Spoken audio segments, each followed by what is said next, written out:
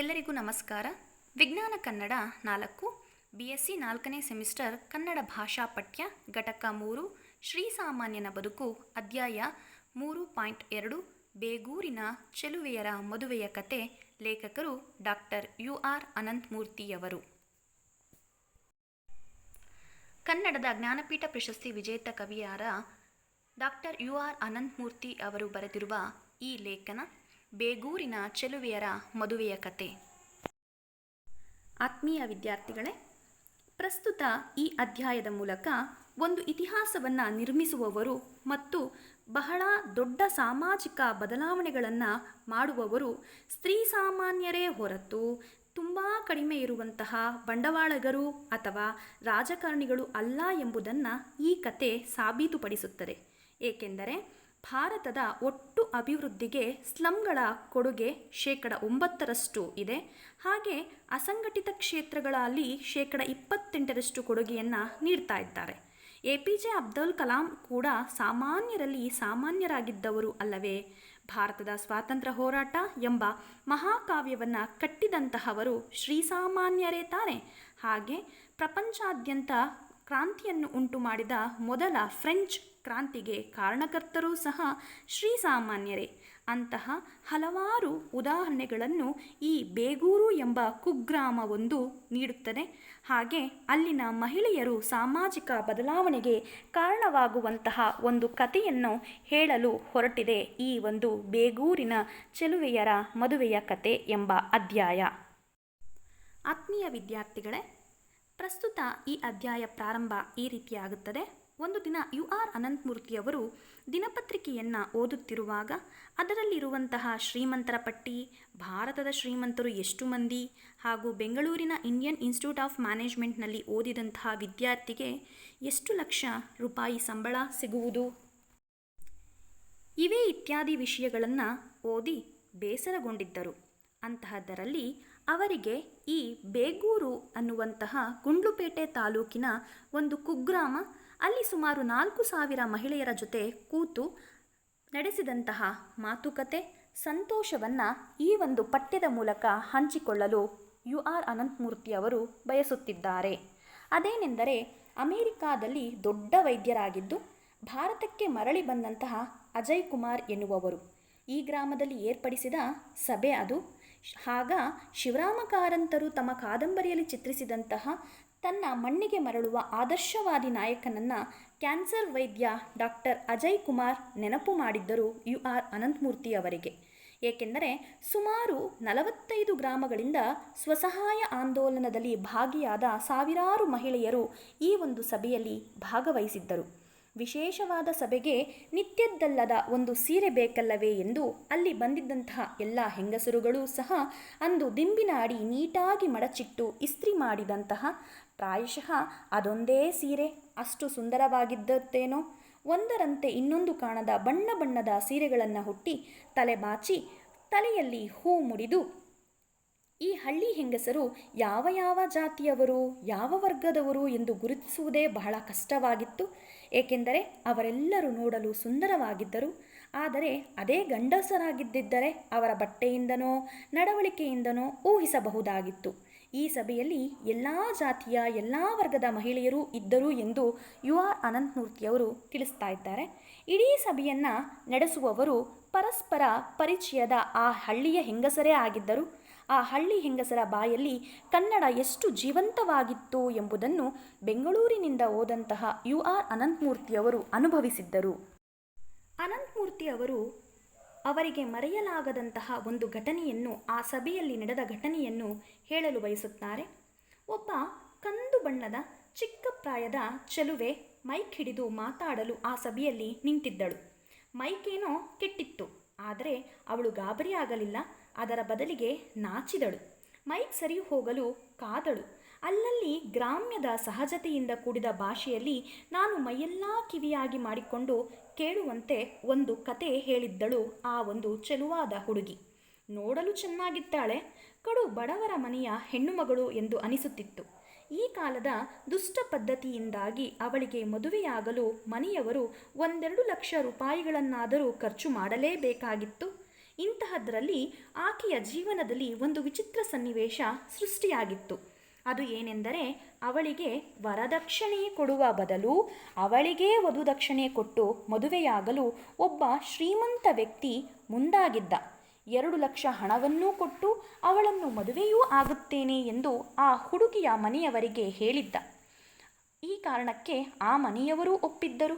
ಅಷ್ಟೇ ಅಲ್ಲದೆ ಆ ವ್ಯಕ್ತಿಗೆ ಸ್ವಲ್ಪ ವಯಸ್ಸು ಹೆಚ್ಚಾಗಿತ್ತು, 2 ಮಕ್ಕಳು ಬೇರೆ ಇತ್ತು. ಆದರೆ ಅವನಲ್ಲಿ ಒಂದು ಕಾರಿತ್ತು. ಈ ಹುಡುಗಿ ಮದುವೆಯಾದರೆ ನಂತರ ಹೋಗುವ ಯಾವುದೇ ಸಭಾ ಸಮಾರಂಭಗಳಿಗೆ ಕಾರಲ್ಲಿ ಓಡಾಡುವುದು ಸಾಧ್ಯವೂ ಇತ್ತು. ಹುಡುಗಿ ಗಲಿಬಿಲಿಗೊಂಡಿದ್ದಳು. ಮನೆಯವರು ಮದುವೆಯಾಗುವಂತೆ ಅವಳ ಮೇಲೆ ಒತ್ತಾಯವನ್ನೂ ಸಹ ಹೇರಿದ್ದರು. ಇಡೀ ಸಂಸಾರದ ಸಮಸ್ಯೆಗೆ ಅವಳ ಮದುವೆಯೇ ಪರಿಹಾರ ಎಂದು ಹುಡುಗಿಯ ಮನೆಯವರು ಸಿದ್ಧರಿದ್ದರು. ಆದರೆ ಈ ಹುಡುಗಿ ಏನು ಮಾಡುವುದು ಎಂದು ತೋಚದೆ ಅದೇ ಬೇಗೂರಿನ ಅಂತಾರಾಷ್ಟ್ರೀಯ ಮಾನವ ಅಭಿವೃದ್ಧಿ ಮತ್ತು ಏಳಿಗೆ ಸಂಸ್ಥೆಯ ಉತ್ತೇಜಕರಲ್ಲಿ ಒಬ್ಬಳಾಗಿದ್ದ ತನ್ನ ಊರಿನ ಮಹಿಳೆಯನ್ನ ಭೇಟಿ ಮಾಡಿದಳು. ಅವಳನ್ನು ಇಂತಹ ಮದುವೆ ನಿನಗೆ ಬೇಡ ಎಂದು ಹೇಳಿದಳು. ತನ್ನ ಸಂಸ್ಥೆಯಿಂದಲೇ ಆ ಹುಡುಗಿಗೆ ತರಬೇತಿಯನ್ನು ಪಡಿಸಿ ಅಂತಾರಾಷ್ಟ್ರೀಯ ಮಾನವ ಅಭಿವೃದ್ಧಿ ಸಂಸ್ಥೆಯಿಂದಲೇ ತರಬೇತಿ ಪಡೆದು ಒಂದು ಹೆಲಿಗೆ ಯಂತ್ರವನ್ನು ಅವಳು ಕೊಂಡುಕೊಂಡಿದ್ದಾಳೆ. ಈ ಹುಡುಗಿ ಮನೆಯವರ ಒತ್ತಾಯಕ್ಕೆ ಮಣಿಯದೆ ಹೊಲಿಗೆ ಯಂತ್ರದಲ್ಲಿ ಹೊಲಿಗೆಯನ್ನು ಕಲಿತು 3 ತಿಂಗಳು ಮುಗಿಯುವಷ್ಟರಲ್ಲಿ ದಿನಕ್ಕೆ 50 ರೂಪಾಯಿ ಸಂಪಾದನೆ ಮಾಡಲು ಶುರು ಮಾಡಿದ್ದಳು. ಆ ಮದುವೆಯನ್ನು ತಿರಸ್ಕರಿಸಿದ್ದಳು. ಇದಾದ ಮೇಲೆ ಅವಳು ಮದುವೆಯಾಗಲು ಈಗ ನಿರ್ಧರಿಸಿದ್ದಾಳೆ. ಈಗ ಬಂದಿರುವಂತಹ ಯುವಕ ಸಂಬಳ ಪಡೆಯುವಂತಹ ಸರ್ಕಾರಿ ನೌಕರನೂ ಅಲ್ಲ. ಆದರೆ ಅವನ ಬಳಿ ಕಾರೂ ಇರಲಿಲ್ಲ. ಹೊಲದಲ್ಲಿ ದುಡಿದು ಸಂಪಾದಿಸಬಲ್ಲ ಗಟ್ಟಿಮುಟ್ಟಾದ ಹುಡುಗ. ಹಾಗೂ ಈ ಹುಡುಗಿಗೆ ಬಹಳ ಅನುರೂಪನಾದಂತಹ ಚೆಲುವ. ಆ ಚೆಲುವನನ್ನು ಈ ಹುಡುಗಿ ಇದೇ ತಿಂಗಳು 22ನೇ ತಾರೀಕು ಮದುವೆಯಾಗಲಿದ್ದಾಳೆ ಎಂದು ಮೈಕ್ ಹಿಡಿದು ನಿಂತ ಹುಡುಗಿ ಹೇಳಿಕೊಳ್ಳುವಳು. ಮೈಕ್ ಹಿಡಿದು ಇಷ್ಟೂ ಕಥೆಯನ್ನು ಹೇಳಿದ ನಂತರ ಹುಡುಗಿ ಮಾತನ್ನು ನಿಲ್ಲಿಸಿ ಕತ್ತನ್ನು ಸ್ವಲ್ಪ ಓರೆ ಮಾಡಿ ನಾಚಿಕೆಯಿಂದ ನಮ್ಮನ್ನು ಕೊಂಚ ಕಾಯಿಸಿ ಆ ಮದುವೆಯಾಗುವ ಹುಡುಗಿ ನಾನೇ ಎಂದು ಹೇಳಿದ್ದಳು. ಇಷ್ಟೂ ಕಥೆಯನ್ನು ಕೇಳಿದಂತಹ ಅನಂತಮೂರ್ತಿ ಅವರಿಗೆ IIMನಲ್ಲಿ ಓದಿ ಭಾರತ ಬಿಟ್ಟು ಹೊರದೇಶಕ್ಕೆ ಹೋಗಿ ಲಕ್ಷಾಂತರ ರೂಪಾಯಿ ಸಂಬಳ ಪಡೆಯುವ ಸುದ್ದಿಗಿಂತ ಈ ಕತೆ UR ಅನಂತಮೂರ್ತಿ ಅವರಿಗೆ ತುಂಬ ಖುಷಿಯನ್ನು ಉಂಟು ಮಾಡಿತು. ಆ ದಿನವಿಡೀ ನಾನು ಇಂತಹ ಪರಿವರ್ತನೆಯ ಅನೇಕ ಕಥೆಗಳನ್ನು ಆ ಕುಗ್ರಾಮವಾದಂತಹ ಬೇಗೂರಿನಲ್ಲಿ ಕೇಳಿಸಿಕೊಂಡೆ ಎಂದು ಲೇಖಕರು ತಿಳಿಸುವರು. ಬೇಗೂರಿನ ಚೆಲುವೆಯ ಮದುವೆಯ ಕಥೆಯನ್ನು ಕೇಳಿಸಿಕೊಂಡ ನಂತರದಲ್ಲಿ ಅನಂತಮೂರ್ತಿಯವರು ಸಭಿಕರನ ಕುರಿತು ಮಾತನಾಡಲು ಪ್ರಾರಂಭಿಸುತ್ತಾರೆ. ಅವರಿಗೆ ಹಿಂದೆ ದೊಡ್ಡವರಿದ್ದ ಕೇಳಿಸಿಕೊಂಡಂತಹ ಒಂದು ಕಥೆಯಂತೆ ಅದನ್ನು ಕೊಂಚ ಬದಲಾಯಿಸಿ ಅಲ್ಲಿರುವಂತಹ ಹೆಂಗಸರಿಗೆ ಹೇಳುವ ಪ್ರಯತ್ನವನ್ನು ಮಾಡುತ್ತಾರೆ. ಮೊದಲು ಬಂಡಾಯ ಎನ್ನುವುದು ಮಕ್ಕಳಿಂದ ಪ್ರಾರಂಭವಾಗಬೇಕು. ಅಂದರೆ ಬಡವರ ಮನೆಯಲ್ಲಿ ಏನಾದರೂ ತಾಯಂದಿರು ಮಕ್ಕಳನ್ನು ಹೊಡೆಯೋದಕ್ಕೋ ಬೈಯೋದಕ್ಕೋ ಶುರು ಮಾಡಿದಾಗ ಮಕ್ಕಳು ಹೇಳಬೇಕು, ಅಮ್ಮ ನಿನಗಿರೋದು ನಿಜವಾಗಿ ಅಪ್ಪನ ಮೇಲೆ ಸಿಟ್ಟು, ನಮ್ಮ ಮೇಲೆ ಯಾಕೆ ಅದನ್ನು ತೀರಿಸ್ಕೊಳ್ತಿದ್ದೀಯಾ ಅನ್ನಬೇಕು.